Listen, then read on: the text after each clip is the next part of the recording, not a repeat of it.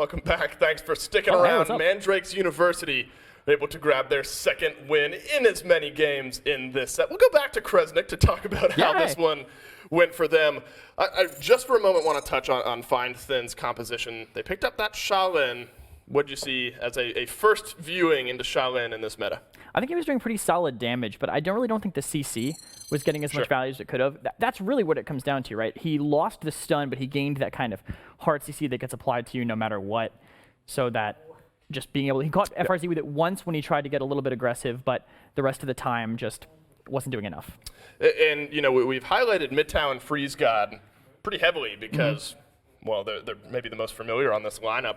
I think Kronz had a great game that game on the Inara. What did you see out of him? The walls he had to block the Hexafires were perfect, and also the way he was kind of juggling his cooldown surprised me a little bit. I saw some wall first times, and that's not normally what you do, but just in general, the tank line, I think, was doing amazing. I thought Dintic was being very, very aggressive on that Khan, supporting his team like you have to with Khan in this current meta.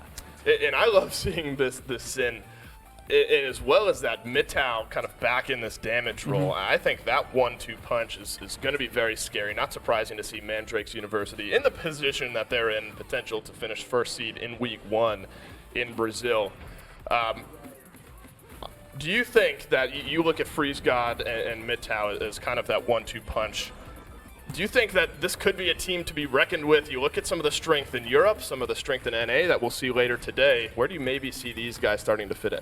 I could see them being competitors for sure. Honestly, I think now that we've separated back into different regions, metas are going to form in their own regions that aren't really kind of being polluted into each other, right? So it's going to depend a lot on how that LAN meta, when that does happen, affects the players on these teams. Right. And this is kind of an offshoot. We talked about the Inara, you and I, a little bit while that game was going on. The DR town, I mean, so much to give up CC immunity.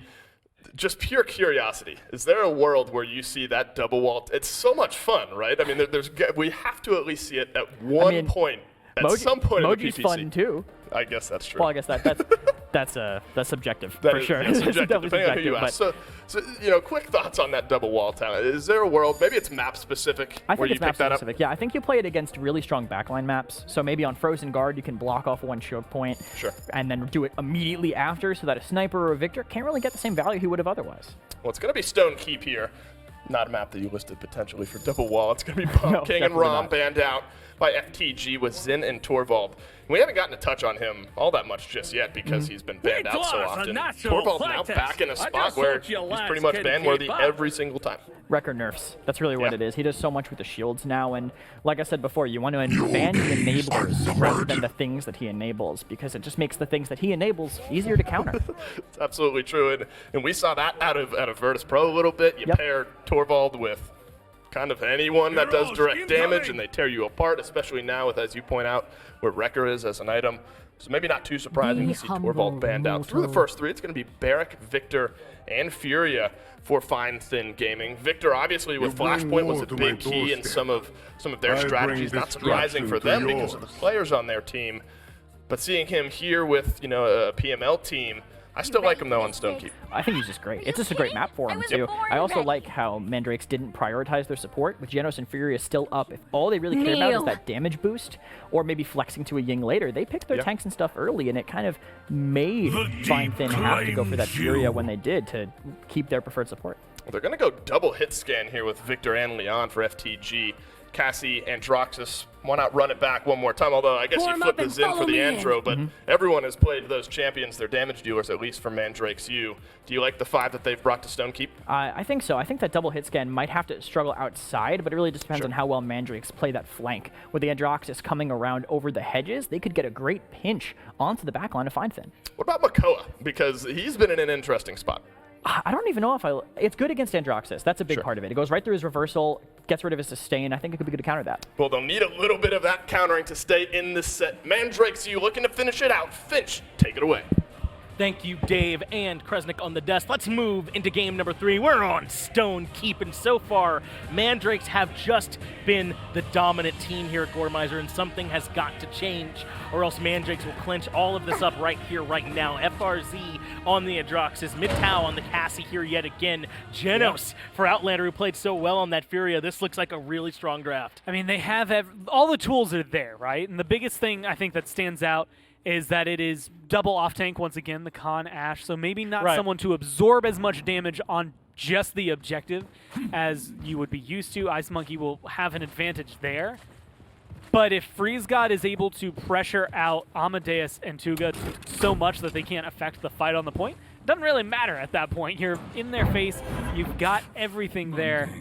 The battle They're has locked begun. down, but it all is maybe more dependent on him than anything else. Tuga and Wake Up Amadeus in the right spots with long lines of sight. Yeah. Their DPS gets out of hand incredibly fast, so you have to keep them locked in. Someone's got to make sure they are keeping those two in check, or else, as you said, the damage certainly will start to add up. FRZ got in decent positioning, though, I'd argue, on the Androxus, trying to limit the viability here of this barrack so far, and Mandrakes control the point, 21% taken away in their favor. Fine Thin going to try and find some kind of way to make their way in. The Makoa and the Barrack are the two frontliners they'll be leaning on here. It's a little backwards from honestly what I was thinking. Khan's Right. the one just standing on the objective. Barrack is nowhere to be found because of how much pressure it's going under. And right now it's Dintic on this Ashe who's getting back there instead of Freeze God on that Androxus. It's still going to be a lot of attention being pulled away though. That's a nice pull, though, coming out from the Makoa. Toga gets the kill credit, but that is all thanks to his tank there, setting him up quite nicely. Kronz and FRZ God, though, teaming up for 2 kills, and they don't just control the point, they've actually captured it. Mandrake's got it quickly, and now they're ready to start pushing. They won't have to worry about Toga while they're doing it either. They get rid of the victim. Freeze God, until this point where he's finally on the high ground, has been playing kind of bland, I would say, for Androxus. Like, he's just been barely standing on the Androxus, ground. right? Yeah. He's just kind of like, okay, I have a gun, I point, I shoot, and then maybe I'll dash away if I have to. But it's not been up in the air like you would expect. And a lot of that goes into what Kresnik was actually mentioning a little earlier on in one of the death segments, where Makoa is a good counter for Androxus when the hook is up. So if he's up in the air, if you're Freeze God and you're in the air, then you get taken down, and then you have 15 seconds before that can come back. So as long as you live through that first engagement, you're fine. But I guess if you're not in the air, he can't catch you at all. This is great damage stuff from FRZ God. What good positioning hidden up there, able to take 0 out of this defense relatively quickly. The Barrack is low as well. Ice Monkey takes a spill, and now suddenly there's no one to get out there in front and stand to stop this payload from being pushed up. This could very well just be the capture here, Gormizer. FRZ God again starting to make it happen for the squad. Great void grip. That means Amadeus is done. They take him out of the equation. Tuga as well. Zeez falls, and another dominant performance here from Mandrake as they get the push. Wow. That was fast. So, dominant performance is accurate, but that was to a different level than what they've had. Maybe an understatement even. Yeah, 4 wins so far this set for them. Those 2 wins have been pretty big. But this was different. This was all aggressive. Like this was almost borderline like outclassing you in terms of everything. I mean, Mitau doesn't die that entire round. In fact, the only person on your team that does die was Dintic. That was the first blood of the game, and that was off because a good Makoa hook, right? Yeah. And he was deep. He was surrounded by 4 people. He's gonna die in that kind of scenario. Everybody else just melts anyone that comes in their line of sight. Fine Thin Gaming have the comeback mechanic, which is definitely going to be necessary for them to feel comfortable here. Got a good amount of ults as well. That should at least shake up the pace of the game for them. Big ultimate already. I believe that's coming out from the Victor through space of time, trying to be used here as well.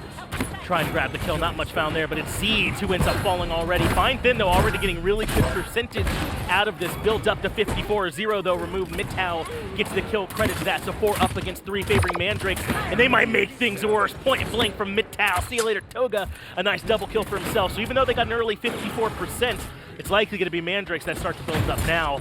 Barrack on the point, though, but the Ashe is right there. Ice Monkey falls as well, and this is brutal now for Fine Thin. And they still have a Cursed Arm here for the Androxus as well. A huge amount of burst that can be dumped down, specifically in retaliation. Dome Shield comes down, keeps you in overtime, keeps you locked up, and then it disappears, and Androxus just shoots you with 4 big, meaty shots. As long as he can find them. He has to be in the right position, though, and you do need your tanks alive. Dintic is off the board. Woof, very close to being able to find that kill with FRZ God, but only misses the 3rd shot. You mentioned Dintic. He got pulled by the Makoa a little bit off in the back, so he was removed. Now it's time for the Victor, though, to put his damage out there. Toga removes FRZ God, and Fine Thin cap the point. This is so big for them after that dominant first 2 points from Mandrake to find their way back in. Toga now really showing up here for them, finds good shots on the mid-tower all alone, and still has that ultimate charged up quickly to try and take down the Ashe. Not much Dentic can do there. Toga starting to feel it a little bit as he comes alive for them on this first cap. I really don't want to take anything away because Fine Thin Gaming are playing very well. If that stun connects, that's actually a dead Freeze God as well. Yeah. But based on the track record, me and you have about 2 minutes to kill here because it has been 3-1 going into the last point every single time. Stone Keep, the question is if they can do it differently. We've seen countless times in the past going up 2-0 in 3 minutes, 4 minutes, very, very fast round, and then having a 2-0 just as fast back in return, making an even playing field again. These hooks have been there, though, haven't they, so far? But this time survived quite easily. Doesn't feel like it's going to hit the same pace, right? I mean, Kronz is getting a kill on the Ice Monkey. You don't have the same amount of pressure. You're not winning the fights on the side. This feels like time to charge your ults back. Maybe drop one if you start feeling very confident after a good run, but you need something a little bit more. 1 kill can't be traded for 2 every time. Well, that's what we've been seeing here so far. Dentic finds one as well, and this will, as you've sort of been alluding to, stall out this push from Fine Thin. Remember, it was Fine Thin that capped that last point, yet it's Mandrake's that's on their side of the map and pushing them out. Not much the Bear can do from here. So sort of to your point then, right, if this game is stalling out here on this push, as it has been so far, what does Fine Thin need to do again on their point cap so well? That went so well from the last on this. The biggest thing was probably the separation of Mandrake's University. They weren't anywhere near focused on a target. I think it was honestly maybe more on Mandrake's to mess that up because they were so far ahead. It kind of felt like a haha, we don't like, maybe we can mess around a little bit. Let's go get more kills. And then, oh wait, comeback mechanic. They have the objective now. Wait a minute, something didn't go right. It was good ults as well. They maintained their dome shield if you're Fine Thin Gaming to have that in order to recapture the objective after you got pushed away. And it's small plays like that that keep you alive in a point fight that the first round they just didn't have access to. You don't get your ults around. But this time, though, I mean, they'll finally make it towards the choke point, right? And they'll have to rely on the overtime, essentially the entirety of this duration, if they're going to make it through. The good news is, though, if you're Fine Thin, hold on to these ultimates. They've got 4 charged up if they have to take them into that point cap next time 0 is eliminated. Dentic works together along with FRZ God to take him out of the equation. As we mentioned, this overtime starting to tick down now. Mandrake still falling back, though, 5 ultimates to their favor. I doubt they'll expend too many of those for the defense here. I don't think they need to use any if they are willing to. I mean, you can find a kill on Tuga right now, which is looking pretty good. They do manage to peel for him, but that was the other point I was going to make. The longer you're in overtime, the faster the timer goes away once you are not able to contest it. As soon as you step off of it, as we saw there, it starts to drain away quite quickly. And now really both teams going to be coming into this next point fight with a ton of ultimates at their disposal. We already saw, I think, 3 caught 2 stacked up before that fight even started when they were moving in for that first point fight. This time, life going to be made even harder for Zeeds on this Furia to try and keep everybody topped off, I'm thinking. Well, Freeze God has 3 deaths to his name. Mintau has 4. Try to tick those numbers up a little bit better. It will definitely make the difference. Mintau has also gone full in on Wrecker, which is causing trouble for the shielding on Fine Thin. Yeah. Whereas there's 3 cauterized 3s now for the team. As you had mentioned. So they invested where they wanted it to. And that just makes it so much harder if you're Zeeds here to feel as impactful as you could. 6% away from the inflame, that's going to be his biggest play for this point fight. I mean, Dentic has it fully stacked. He's going to get to the backline and keep that caught applied on just about everyone. It's what he's done all game so far. We heard the Victor ultimate ringing out. He was looking for some damage, but not a ton that's been found. They're looking to see if they can lock down the Makoa here early on. Dentic didn't quite have enough damage, and so far Fine Thin are getting a ton of percentage built up on the point, and Zeeds catches Dentic before he can make it back to the ground. This could be another kill coming out as Kronz is low as well. Suddenly Fine Thin showing us some signs of life here as they keep this game going. This might be yet another point cap. And it's looking like the first map where they're actually going to be able to get over that hump that has been 1 point. It's been 4-1, 4-1 each time. Right. From Mandrake's University, it's a different story if Ashe lands, but beautiful focus from Fine Thin Gaming to just lock her down. Get her before she hits the ground. She doesn't get that immunity, doesn't have that just huge zone capability that we've seen out of that ult so many times. The problem is translating that to the push has not been the forte of Fine Thin Gaming. Every single time they've been able to capture that point, it has not been a conversion afterward. And I believe in the first map, they weren't even able to capture the point. They were just able to defend. Yes. So they're looking for more pressure, and it's got to come in the form of, I would say, maybe the Victor opening things up, or this Makoa starting to find more kills. He's been pretty low impact this game. Yeah, and they've got a real Ash-shaped problem to try and deal with here as well, as Dintic has been a nightmare for them here so far. They need to find some kind of way to take care of that one as well, as Outlander has looked really strong here so far on that Genos. But of course, these fights, where it's really all about trying to get Find Thin back in position to make a push. Nice pull, though, from Kronz. That will bring the Makoa right back towards everyone else. Zero taken care of. We live in a weird world where Makoa went from first ban to not feeling too great, honestly. Like, I mean, it might just be the way that it's focusing on right now, but I mean, this guy used to be the #1 in terms of finding kills, and the hook still has that capability. If you hit it, it's still incredibly good at setting up your team, much like that. The problem is that cooldown. I mean, 10 seconds still, since he's used it, that he won't have it back. And so it's not as frequent for him to be able to find it. Still has a pretty big place, but right now, Mandrake's University just know how to deal with him. They're like, cool, hook's down, let's go in and kill him off. The shield isn't going to do enough once they have the Record 3 online like they do. And so Zero's pretty open, susceptible to damage. This time things look a little bit better for them on the push. At first, God finds Ice Monkey, as they've done a great job of all map here so far.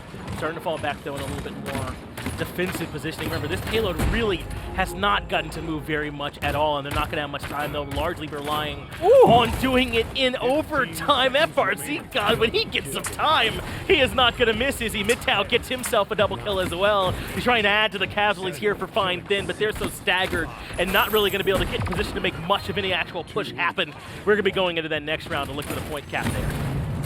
I can't think of a better analogy for rocking a hard place than what just happened between Cassian and Droxus. When you have that many shots that are coming in and they're just not missing, yeah, you're going to feel that, and you're going to feel it 8 ways to Sunday. It's not comfortable, and it was just so clean in terms of the damage Mandrake's University were able to kind of output there.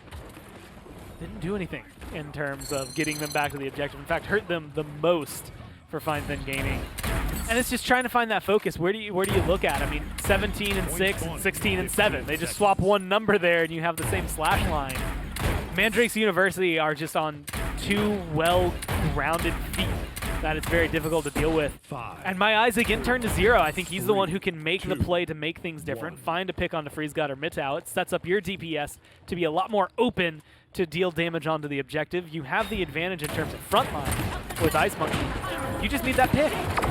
Find Thin have been relying largely on the comeback mechanic. They lead with an early trade. Amadeus ends up going down for Midtown on the other side, so they still have to worry about FRZ God on this Androxus and where he'll be all the way here on the left-hand side, getting plenty of healing coming out from Outlander, as well as the damage boost. Makoa tries to move in to make this hook work, but FRZ still clinging to life around that Dintic that's in some trouble up near the front and buying plenty of time. Way in the back line, FRZ is getting off plenty of shots, not having anything to worry about. Toga drops. Amadeus does here yet again, as Find Thin building up the percentage quite nicely.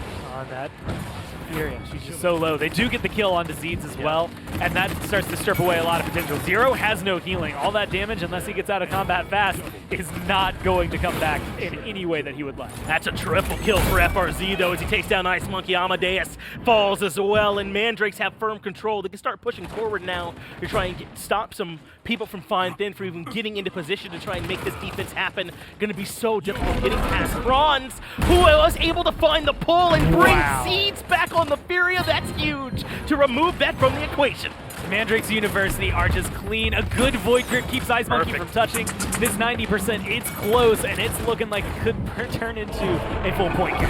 Yeah, one last final shot there. Perfect from the Xenos to put a nice cap onto this set. That's going to be the victory there for Mandrakes. And as you said, even though there were 2 point caps, that one really never felt in much doubt, did it? That was literally the cherry on top, right? Yes. Where it's just like, all right, I know we're about to win, but what if I style on them just a little bit before we do, just to make sure that point is felt a little harder. It was, I think, a little more well fought overall, but Mandrake's University, that was a different beast. Yeah, if that ultimate from the Janos there at the end was the cherry, then the whipped cream would have to be pulling the Fury up that through was multiple so nooks gorgeous. and crannies, right? And then pulling her back in and shutting her down. Really, that made, I think, any chance of getting onto the point and actually legitimately contesting pretty difficult from that point without Zeeds. Yeah, that once Zeeds was gone, and I think even more credit to Kranz for hitting that kind of shot. There's not necessarily no hope, but it's nowhere near as big as it would be if she was still alive, able to kind of keep that healing going. 120k that she had picked up. Yeah. It was all on this. I mean, that was such a beautiful grab, just kind of through 2 different archways to find it. And that feels like a nail in the coffin. And I want to give a ton of credit to Dentic as well on this Ashe. I mean, I understand that that's the job of when you're playing this Ashe. You want to get up there and be in their faces. One last final shot to cap things off. But with that caught 3 stacked all the way up, it was making life so difficult for them in the back line. And what's your answer for that in that point? How do you slow Dentic down if you're fine thin line? I mean, you have to swap where your focus is. There was a Leon and a Victor that I honestly, I just watched the game. I can't tell you where their focus was half the time. And Joxus was getting back there a lot, so again, I think more pressure onto Zero to show up for this team in the future to take some of that pressure away. But if you had any doubts about Mandrake's University, I think they should be gone. I was looking at it like, okay, it's a compilation of players, but can they still show up? The answer is yes. Well, congrats to Mandrakes. They are the ones that won here in Brazil. We still have to resolve North America on the backside of this break, so give us a few moments, and we'll be right back.